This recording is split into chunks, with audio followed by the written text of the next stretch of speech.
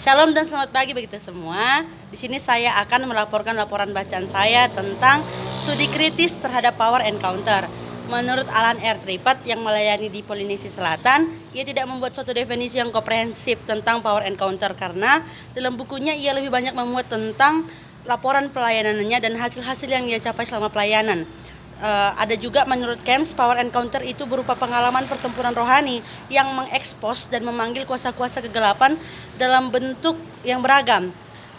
Sedikit berbeda yang diutarakan oleh Ed Murphy untuk merespon kerancuan pandangan mengenai power encounter. Murphy menjelaskan bahwa power encounter sering disamakan dengan peperangan rohani atau spiritual warfare, pengusiran setan atau casting out of demons. Bahkan sering disamakan dengan evangelization ataupun penginjilan. Padahal masing-masing istilah tersebut memiliki karakteristik dan cakupan yang berbeda-beda. Power encounter itu merupakan bagian dari peperangan rohani dan peperangan rohani adalah bagian dari evangelization. Sedangkan pengusiran setan adalah bagian kecil dari power encounter, sehingga tidak selalu power encounter itu diwujudkan dan diikuti dengan pengusiran setan. Dalam perkembangannya, gerakan power encounter ini menjadi lebih berani dan makin agresif. Misalnya, seperti yang dipromosikan oleh Peter Wagner dalam beberapa bukunya. Semula, Peter begitu menentang dan menolak power encounter, tetapi ia lebih memperkenalkan dengan yang disebut dengan roh teritorial, yang sebenarnya tidak jauh berbeda dengan power encounter. Selain itu, Maurice Cerullo yang melalui bukunya You Know How to Defeat the Satan memaparkan tentang 4 senjata peperangan ofensif dengan setan, yaitu melalui doa syafaat, ucapkan firman, mengikat dan melepaskan, berpuasa dan beriman. Menurut bukunya ini udah banyak diterjemahkan di Indonesia dan sudah banyak juga dipraktikkan dalam Indonesia. Peristiwa-peristiwa dalam Alkitab yang dianggap sebagai power encounter, yang pertama ada peristiwa Elia di Gunung Karmel. Menurut Camps, peristiwa di Gunung Karmel itu adalah suatu bukti adanya peristiwa power encounter pada zaman Perjanjian Lama antara umat Tuhan dengan pengikut iblis. Dalam peristiwa itu terjadi konfrontasi, menuntut pertanggungjawaban dan mengekspos kuasa Baal, sehingga akhirnya dapat dikalahkan oleh serangan kuat dari Nabi Elia yang agresif dan ofensif. Yang kedua ada tulah-tulah di Mesir. Para praktisi power encounter menganggap peristiwa tulah yang di Mesir yang terjadi itu secara sistematik menyerang satu demi satu dewa yang dimiliki oleh Mesir, sehingga dengan demikian benarlah bahwa itu merupakan suatu demonstrasi adu kuasa yang besar-besaran dan terjadi secara massal. Yang ketiga, Gideon menghancurkan mezbah Baal dan membangun mezbah bagi Tuhan. Ini terdapat dalam Hakim-Hakim 6 ayat 25 sampai dengan 40. Itu adalah suatu peristiwa dahsyat yang supranatural yang dilakukan oleh Gideon yang berperang melawan Baal dengan jalan menghancurkan mezbah-mezbah Baal kepunyaan ayahnya. Setelah peristiwa penghancuran itu, maka Gideon sendiri diberi gelar dengan Yerubaal, yang lebih merupakan suatu kutukan dari para pengikut Baal yang marah terhadap Gideon. Dalam peristiwa ini, Gideon dianggap sebagai para praktisi power encounter telah berhasil melakukan encounter dengan kuasa Baal dan telah memenangkan peperangan itu. Kemudian ada Yesus mengusir setan. Ini terdapat dalam Matius 12 ayat 22 sampai dengan 32, yang dimana para praktisi power encounter menganggap bahwa Yesus mengusir setan merupakan itu pertempuran dua kerajaan, dan setan digambarkan seperti orang yang diikat. Yang kelima ada Yesus mengusir roh jahat. Terdapat dalam Markus 5 ayat 1 sampai dengan 20. Dalam peristiwa pengusiran roh jahat di Gerasa, Yesus dianggap melakukan peperangan secara ofensif dengan kuasa legion. Dari beberapa peristiwa yang telah dijelaskan itu yang ada di Alkitab, perlu dikaji dan ditinjau lebih ontologis. Yang pertama, misi Allah jauh lebih luas dan lebih besar daripada praktik power encounter. Bila melihat kepada kelima peristiwa yang dicatat dalam Alkitab, maka sebenarnya semua peristiwa itu ada di dalam suatu karya keselamatan dan penginjilan kepada umat manusia agar mereka dibawa kembali kepada Tuhan.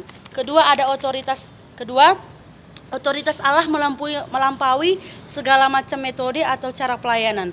Peristiwa-peristiwa dalam Alkitab yang dianggap sebagai power encounter tidak mungkin terjadi bila mana Tuhan tidak berotoritas dan memerintahkan hal itu kepada hamba-hambanya. Yang ketiga, melawan musuh-musuh tidak harus bersikap ofensif, menyerang, dan agresif.